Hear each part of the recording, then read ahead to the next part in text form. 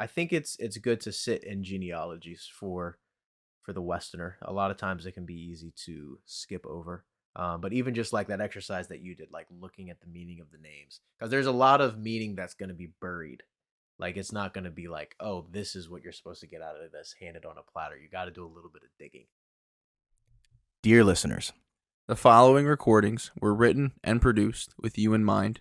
These episodes will add joy to your life, fill you with inquisitive thoughts, and leave you thinking to yourself, hey, Rob. Hey, Kaj. Can you say that again? Welcome to the Say That Again podcast. How many times do I have to hear you record this? We good? Oh, we're good. We're in play? We are in play. The ball is live. Well, I guess. Whistle, whistle, tweet, tweet. What? Oh, it's like a soccer thing. Oh, Like if you're starting the game, but no one actually has a whistle, someone just says whistle, whistle, tweet, tweet. Bro, that went way over my head. Whistle, whistle, tweet, tweet. Let's do Welcome it. back. Welcome back to another episode of the Say That Again podcast, aka the Star Pod. It's your boy Rob. With your boy Kaj. What is up, people? Last time we were deep diving into the lineage of Seth, and today we're going to talk about his brother Cain. Wah, wah, wah. Wah, wah, wah. Very unfortunate lineage. And gosh, do you have the scripture up for that? I don't, but I You can. don't? So while Kaj is getting that up, just kind of wanted to talk about again the importance of discussing lineages and these very, I guess you could say, boring sections of scripture. We have a lot to learn from these portions of scripture. These are not just men and their kids. These are individuals who, well, for Cain's sake, these in Cain's lineage, these are men who lived great evil out in their lives. These are men that we see what happens when we turn our lives away from God and direct it towards the things of darkness, which I think is a great thing to know, as to heed the warning. Those who don't remember history are destined to repeat it. And I feel that for Cain's lineage in particular, this is a great example of what happens when we do not remember the great evil that surrounds us. Mm-hmm. And when we walk away from God, what can happen to us and our descendants. Yeah. Well, so speaking of walking away from God, Genesis chapter 4, verse 16. So Cain went out from the Lord's presence and lived in the land of Nod, east of Eden. Cain made love to his wife, and she became pregnant and gave birth to Enoch. Cain was then building a city, and he named it after his son Enoch. To Enoch was born Irad, and Irad was the father of Mehujael. I'm going to try that name again. And Mehujael was the father of No, I'm going to have Methuselah, to say that the same way you just said it. and Methuselah was the father of Lamech. Lamech married two women, one named Adah and the other Zillah. Adah gave birth to Jabal. He was the father of those who live in tents and raise livestock. His brother's name was Jubal. He was the father of all who play stringed instruments and pipes. Zillah also had a son, Tubal-Cain, who forged all kinds of tools out of bronze and iron. Tubal-Cain's sister was Naamah. Lamech said to his wives, Adah and Zillah, listen to me. Wives of Lamech, hear my words. I have killed a man for wounding me, a young man for injuring me. If Cain is avenged 7 times, then Lamech 77 times. Adam made love to his wife again, and she gave birth to a son and named him Seth, saying, God has granted me another child in place of Abel, since Cain killed him. Talk about a heavy, dark history. Talk about the black sheep of the family. Yikes. That is nuts. It's very like when we read Romans 9, right, and we look at Jacob and Esau, where God hated Esau and loved Jacob. I truly wonder if that was the destiny for Cain and Seth. It's something we'll never know, but it's something that I think about sometimes. But that's not why you guys are here. So this one's going to be a little different. And by different, I mean shorter. There is not there is not much given within the scriptures and within historical context to the men named in this lineage. One reason for that is that their lineage died off with the flood. And so we do... Wait, did it? Yeah. I thought we see the descendants of Cain after, because that's a whole thing, I thought. If we trace the individuals back to Noah and the ark, Noah was the son of Seth. Right. So, unless... Well, so no, I'm not talking about that part, because if you so I just remember listening where it's like at some point in the biblical narrative, people who are like it's said like descendants from Cain are around. So that could have been pre-flood. I think it was post-flood. Because really? Yeah, because I remember it was like a conversation about like the rabbis like talking about like what to do with that, and like some think like maybe some of Cain, like one of Cain's kids like snuck on the ark or something. Well, that's a separate conversation. Is a separate Well, I was gonna say the only means to which that could have taken place was through the wives of the Noah and his sons.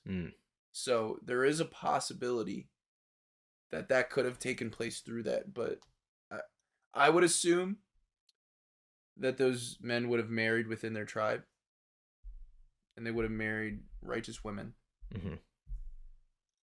So Cain could have snuck through. We don't know. I definitely don't by know. means of the wives, but I would assume, not a scholar in this topic, but I would assume that they are not, and Cain's descendants did not post-date the flood. So a really interesting point that we see within this lineage is that there's no dates given. There's no ages. There's nothing to signify anything special about these men. So we don't know the years they were born. We don't know the ages. We don't know in reference to Seth's lineage how old they were. But we do know that they lived. They lived in great evil. So obviously we talked about Cain, the firstborn of Adam and Eve. He killed his brother, Abel. And we know that was because he was jealous of his brother. I get it's weird because Adam and Eve were banished from the garden, and then I guess they banished Cain from their presence. So it's really weird how that kind of came full circle, how Adam and Eve were then doing the banishing.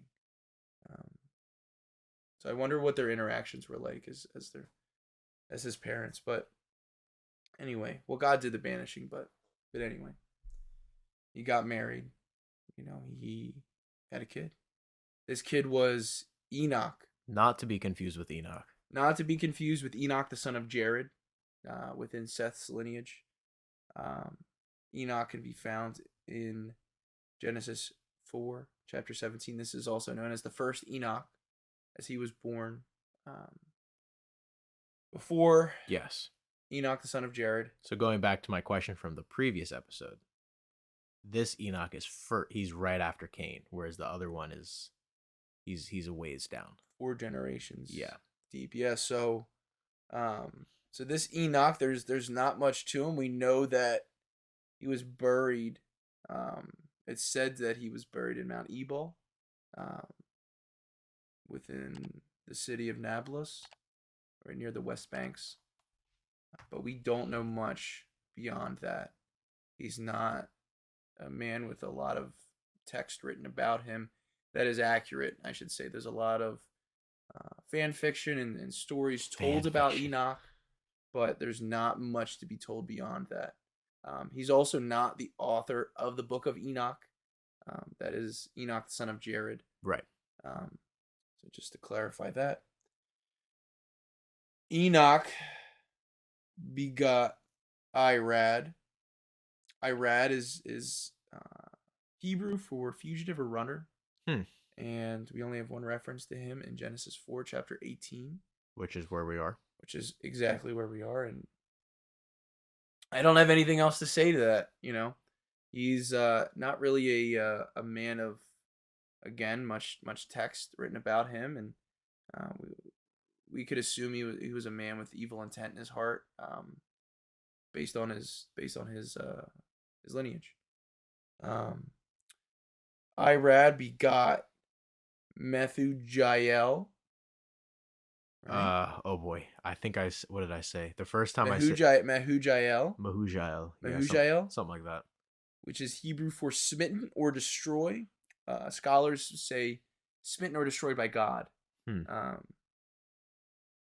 And he is from the Great East, and he likely lived in northern Africa. And we don't know much beyond Genesis chapter 4, verse 18 on him.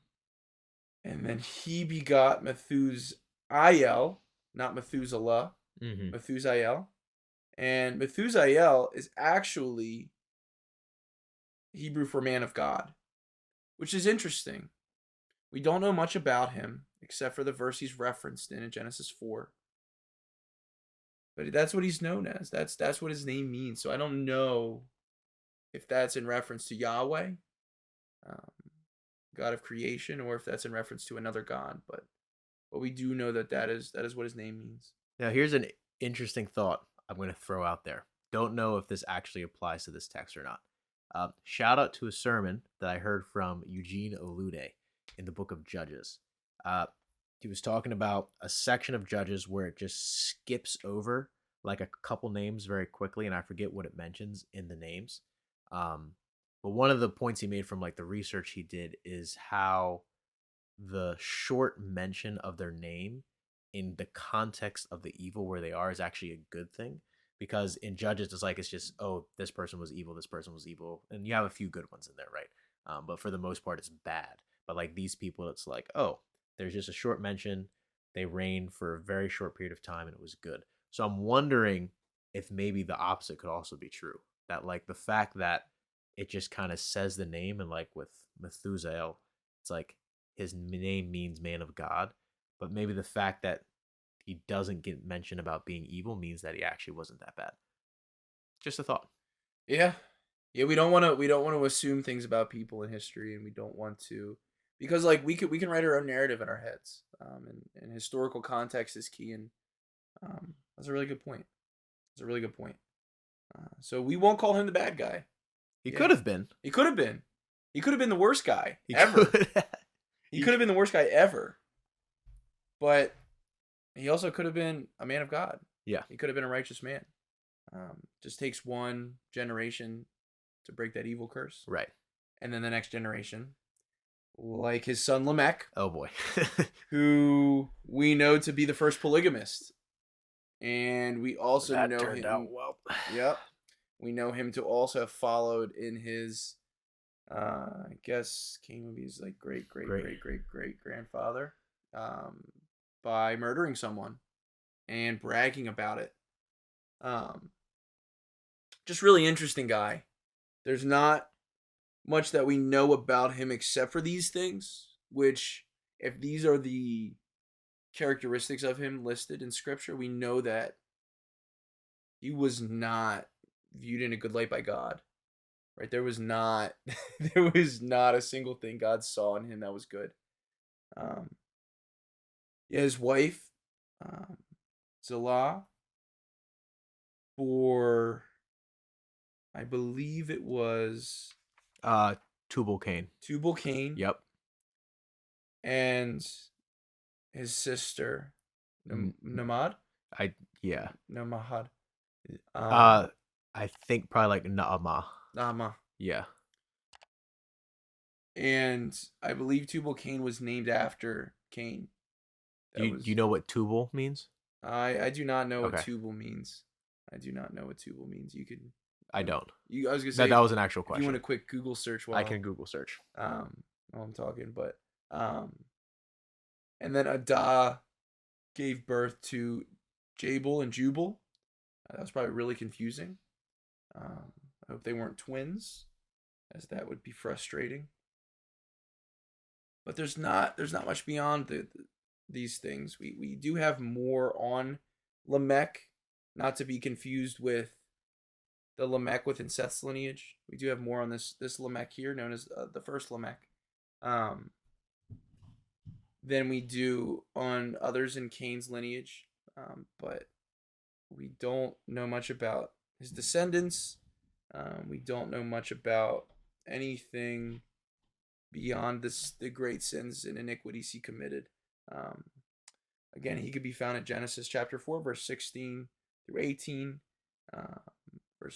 chapter 4, verse 22, and chapter 4, verse 24.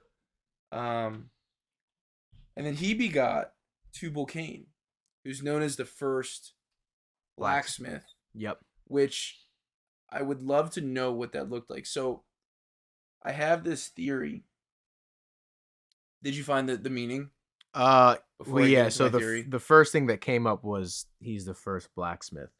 But then the word Tubal seems to mean table of nations / the earth / the world. And then I'm also seeing something that says it could mean confusion.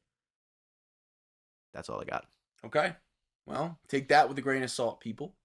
I have this theory. It's not biblically grounded, but I think there's definitely some validity to it, and you can talk to it when I'm done.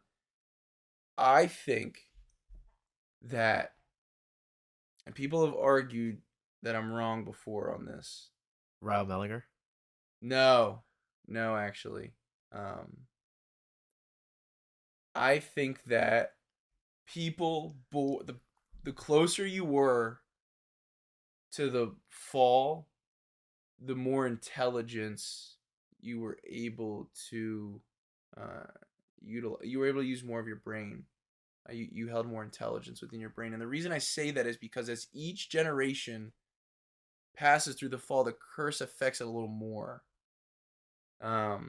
It's just a theory. I don't have anything proven on it.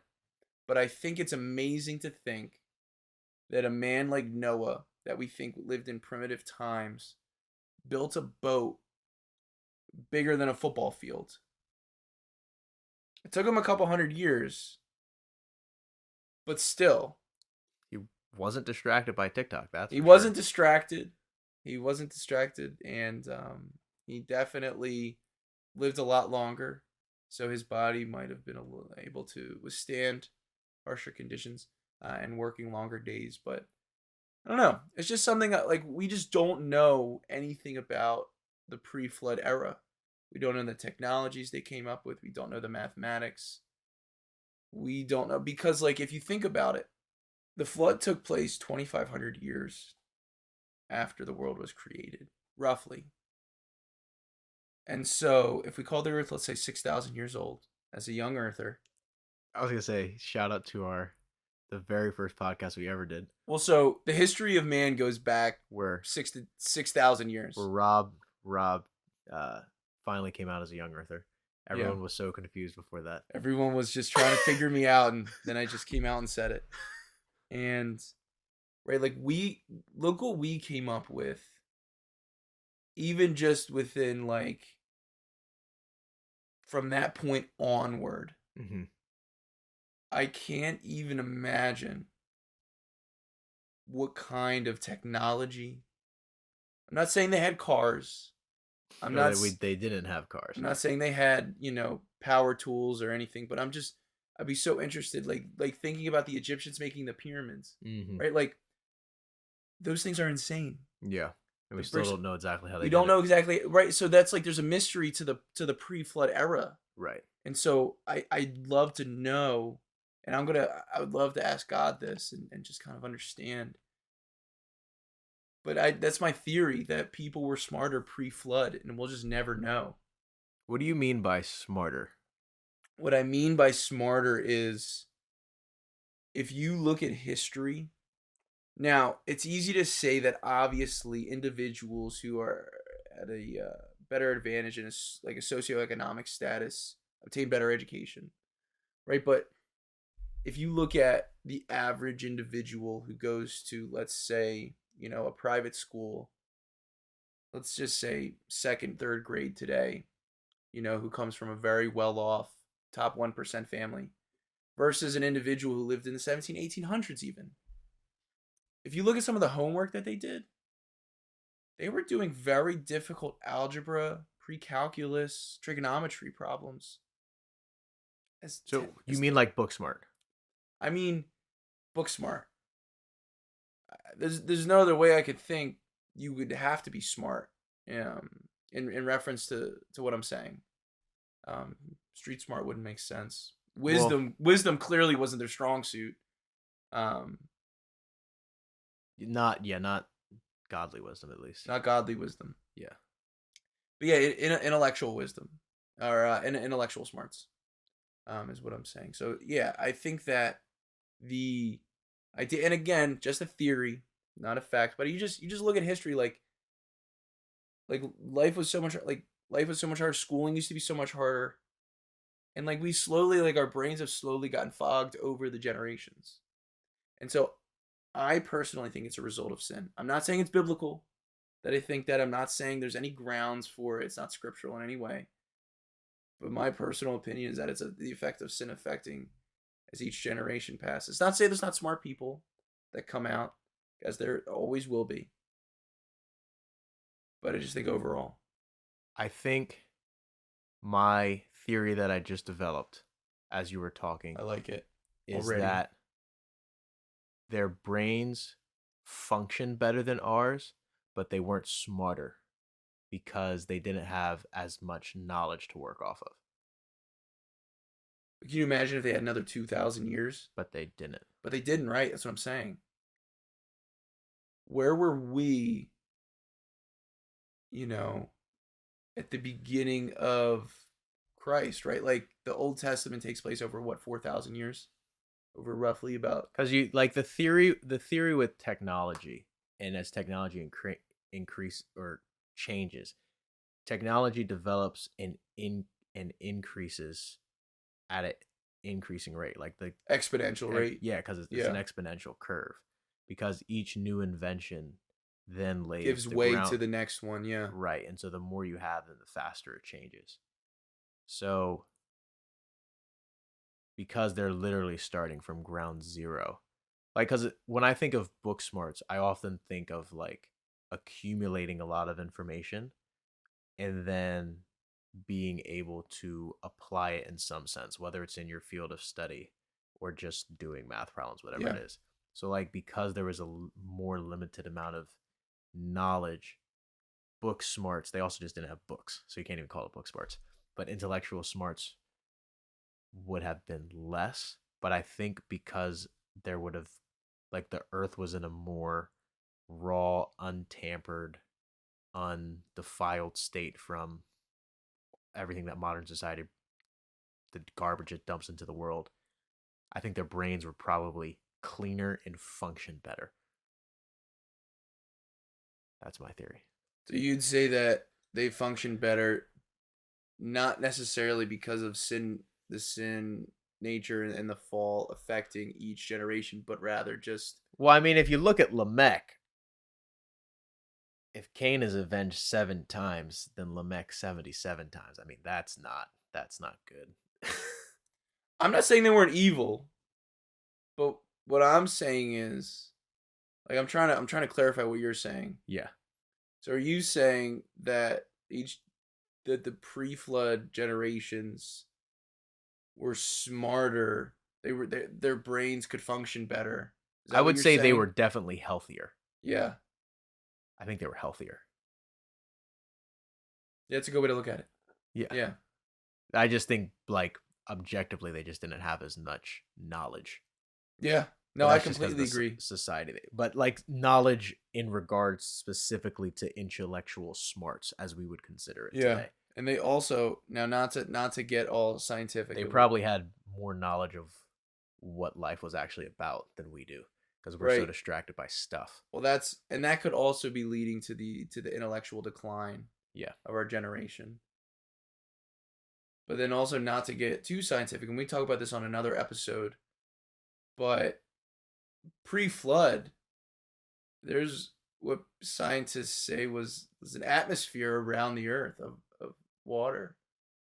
I almost think that because the age people lived so long, they were able to achieve great things and grow in various trades and become masters at them.